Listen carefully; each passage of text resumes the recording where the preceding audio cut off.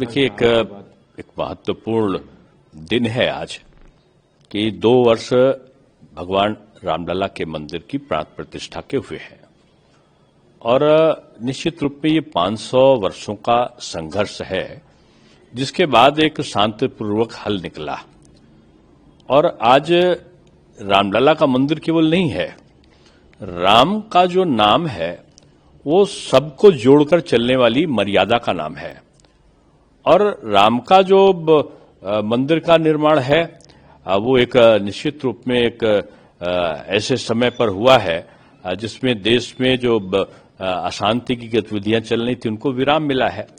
योगी जी का और मोदी जी का एक विशेष योगदान रहा है इस संबंध में।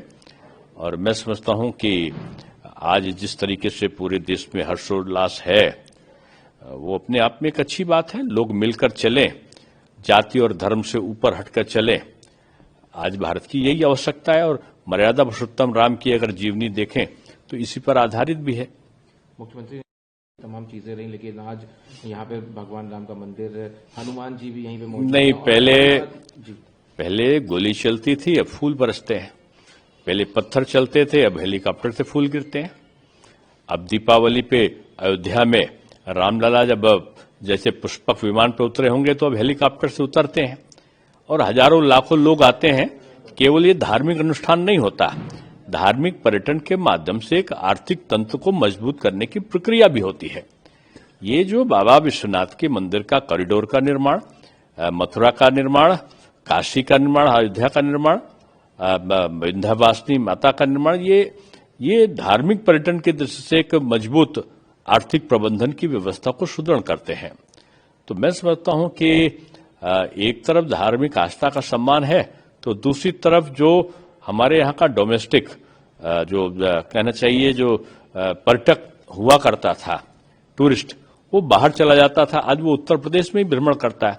पहले ताज देखता था, उसके बाद खजुराहो चला जाता था। आज वो बाबा विश्वनाथ को आता है, फिर वो विंध्यवासिनी माता को जाता है, फिर अयोध्या आता है, फिर चित्रकूट होते हुए फिर वो नैमिषारण्य में अपनी यात्रा को पूरा करता है। तो अब उत्तर प्रदेश में ही पर्यटन का पैसा रुक जाता है। तो पहाड़ निकलने के बाद आर्थिक संकट उत्पन्न हुआ था उत्तराखंड बनने पर, लेकिन आज ये धार्मिक पर्यटन ने उसकी स्थिति को पूरा कर लिया है। अब मैं समझता हूं कि उत्तर प्रदेश की जो आय का सृजन का माध्यम हुआ है, 2 की जगह 22 हवाई अड्डे, और हवाई अड्डों में भी जेवर हवाई अड्डा 1/3 जो आर्थिक व्यवस्था है वो सुनिश्चित करेगा। तो इस तरीके से आज का जो राम मंदिर का प्राण प्रतिष्ठा का दूसरा वर्ष है, एक यादगार कार्यक्रम के रूप में परिवर्तित हुआ है।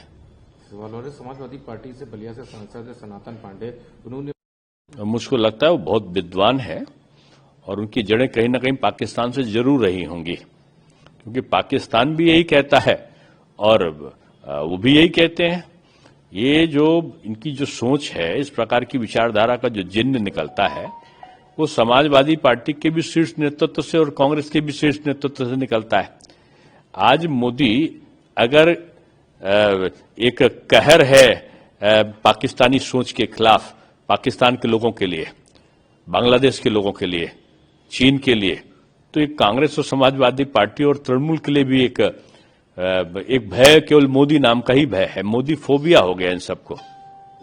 एक और सवाल है सर, फिल्म अजीम है, अब मैं नहीं समझता कि लाखों जो हमारे हिंदू अजमेर शरीफ दरगाह पे और बाराबंकी की दरगाह पे जाते हैं, यहाँ दादा मियाँ की जाते हैं, तो एक भी हिंदू धर्म गुरु ने ये नहीं कहा कि वो सनातन के विरुद्ध है, उनको निकाल दिया जाए।